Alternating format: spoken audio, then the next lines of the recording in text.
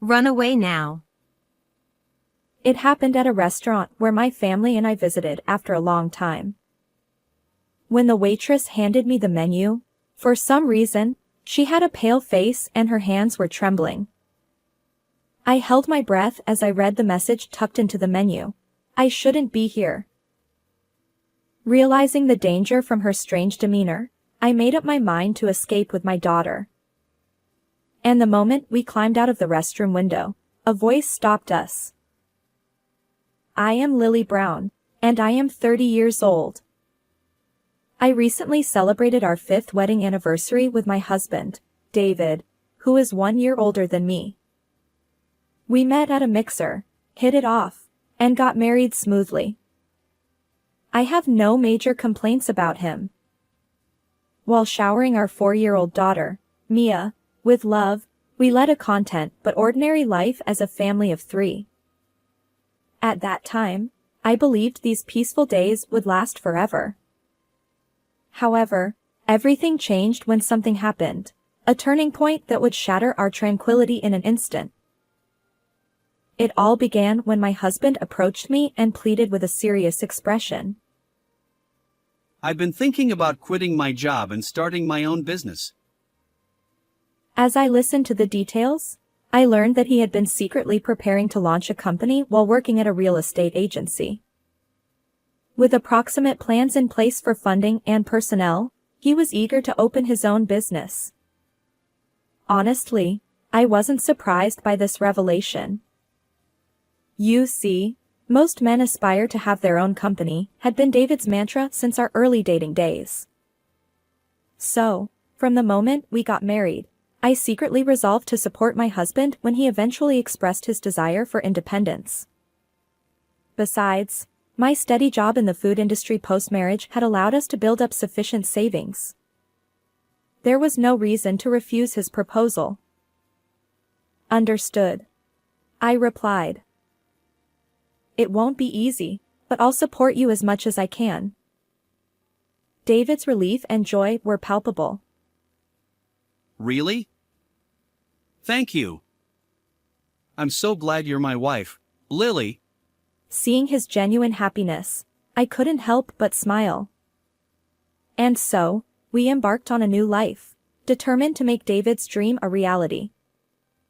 Little did we know that despite this grand beginning, storm clouds were gathering over our family life. You're pushing yourself too hard, you know? Sometimes you need to take a break. That's part of work too. His response was curt. You're annoying. This is a critical time, so leave me alone. Ignoring my words, he continued to pore over documents day and night. I couldn't help but furrow my brow at his behavior. It had been a month since he launched his company, and David was visibly stressed.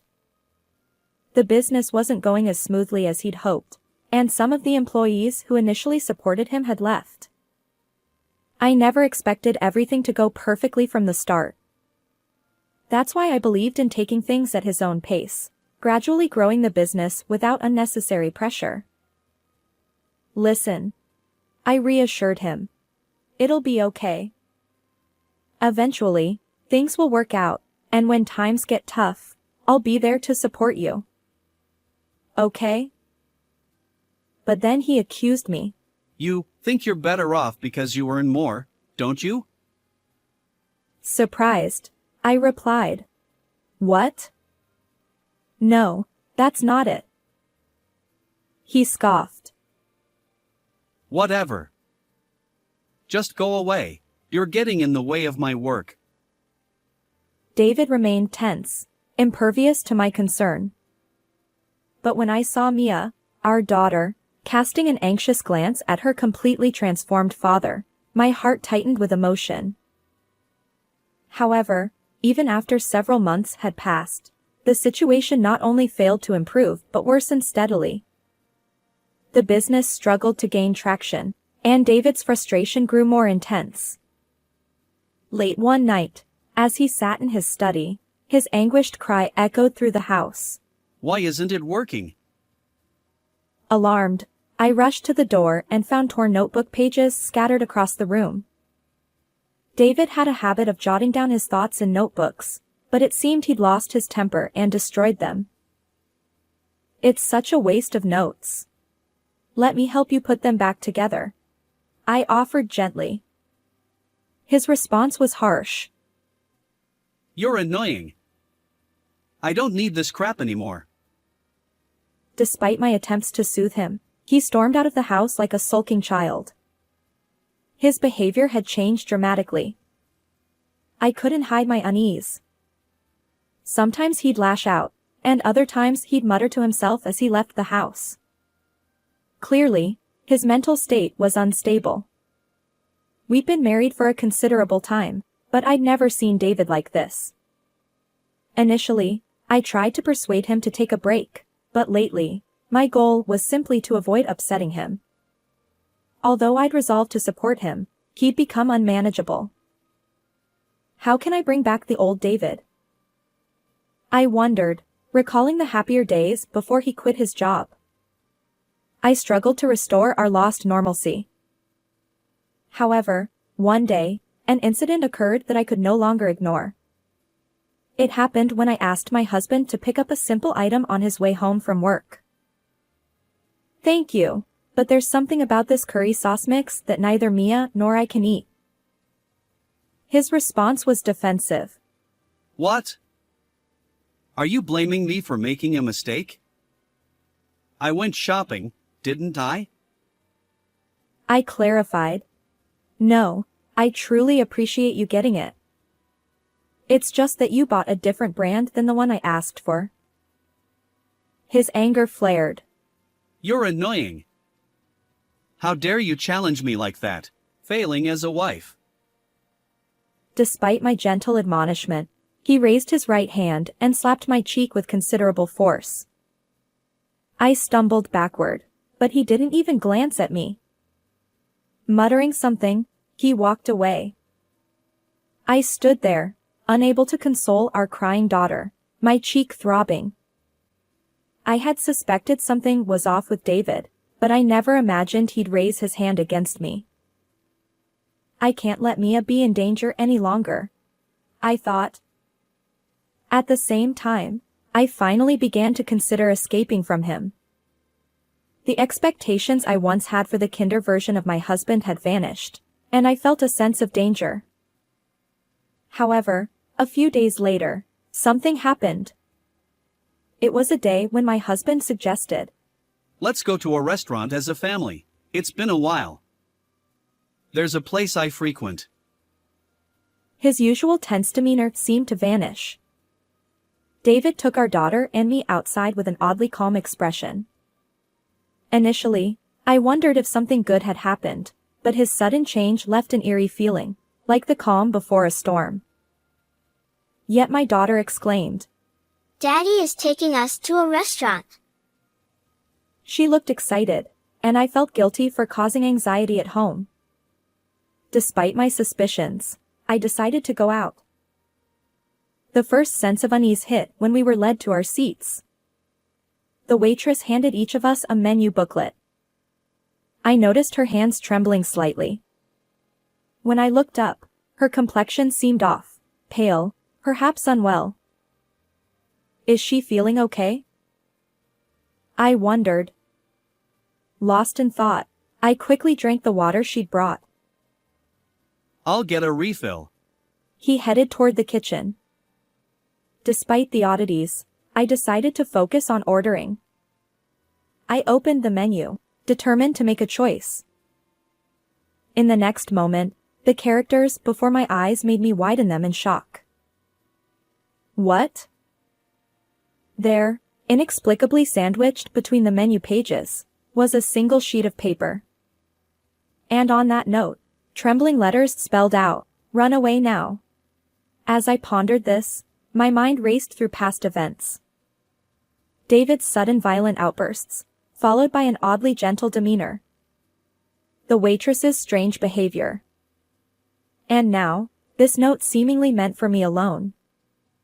The more I thought about it, the more unnatural the situation felt, and anxiety crept in. I must get out of here. Intuitively sensing danger, I calmly pretended everything was fine. Confirming that David had returned to his seat, I discreetly took my daughter Mia's hand. Let's go to the restroom for a moment. Subtly grabbing our belongings and leaving the table. Fortunately, the restaurant's restroom had a large window, one I could slip through. We'll escape from here. And so, successfully fleeing the restaurant with my puzzled daughter, I was about to put some distance between us and the unknown danger. But just as we moved away, a voice called out from behind. Wait. Startled, I spun around. It was the same waitress who had handed us the menu earlier, now running toward us. She must have anticipated our escape from the restroom. There's something I need to tell you. And as she revealed a horrifying truth I hadn't known, fear and determination collided within me. I resolved to bring justice to my changed husband. The next day, I was abruptly awakened by the sound of forceful knocking on the door. It was David, his anger evident in his voice. Hey! You're probably here, aren't you? I know. I hurried downstairs, signaling to my parents, who had also woken up due to the commotion. Alone, I approached the front door. Unbeknownst to David, I had taken Mia and sought refuge at my parents' house after escaping from the restaurant. If he continued shouting like this, it would draw unwanted attention from our neighbors. I took a deep breath, unlocked the door and opened it just a little bit. David burst in with incredible force. Open up. Why did you leave without telling me? Could you please keep it down? You're disturbing the neighbors. Betrayal. You're a traitor. This wretch. His face flushed. He continued to berate me. It was hard to believe that the person before me was the same one I had once loved, the one with whom I'd shared laughter at our wedding and watched our daughter grow. Who could have predicted this outcome? If it had come to this, I should have stopped. It was all over. Ever since that moment when we fled the restaurant, I had learned a shocking truth. I could never return to my family with him. I know. You were trying to kill Mia and me, weren't you? My words seemed to unsettle David for the first time. His body tensed.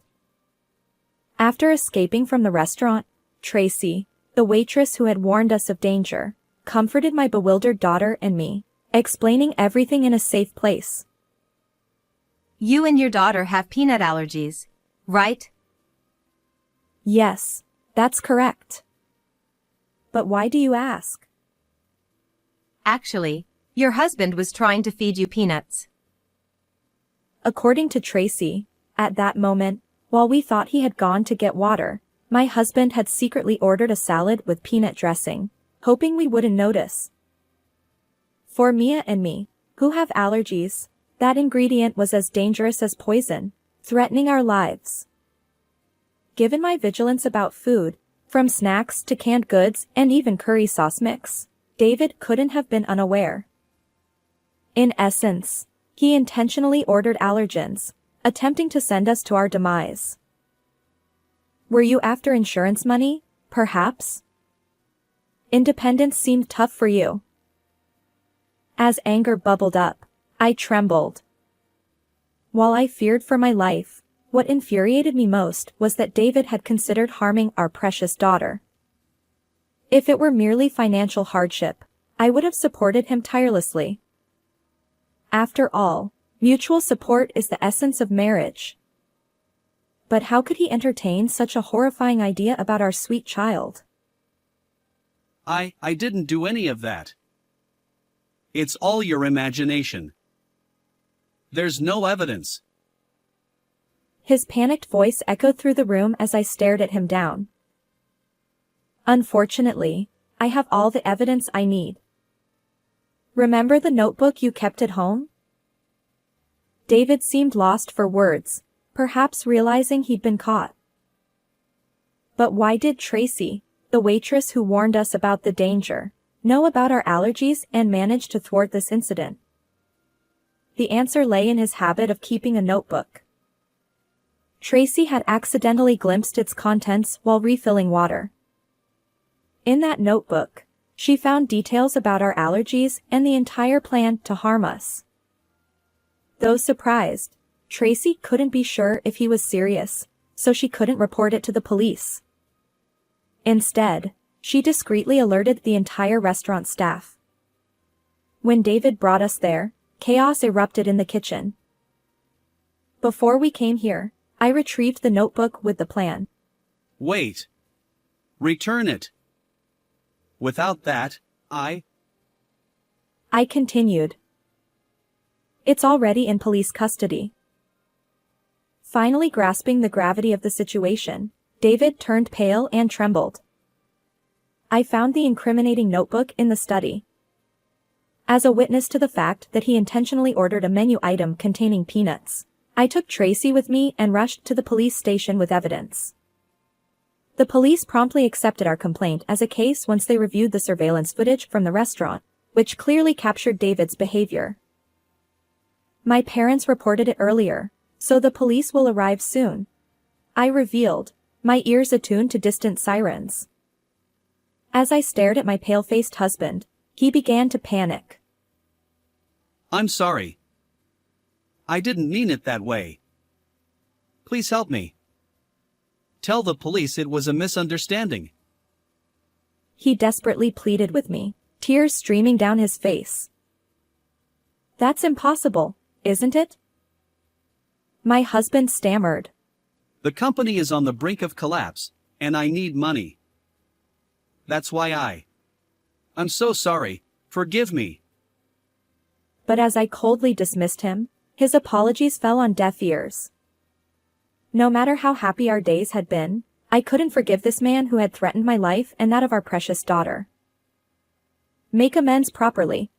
I pushed him away. David slumped, defeated, as if he'd given up on everything. After being taken to the police station, my husband was promptly arrested for his actions in this case. Naturally, the company he had started collapsed, and he won't be leaving prison anytime soon. Our marriage couldn't survive this ordeal, and we divorced. Through a lawyer, I am seeking $30,000 in compensation from my husband for both myself and our daughter. Having completely severed ties with him, my daughter and I have moved to a new town, where we now enjoy peaceful days. My focus is on showering my daughter with love, ensuring she never feels lonely. How did you find this story? If you enjoyed it, consider subscribing to our channel. Until next time.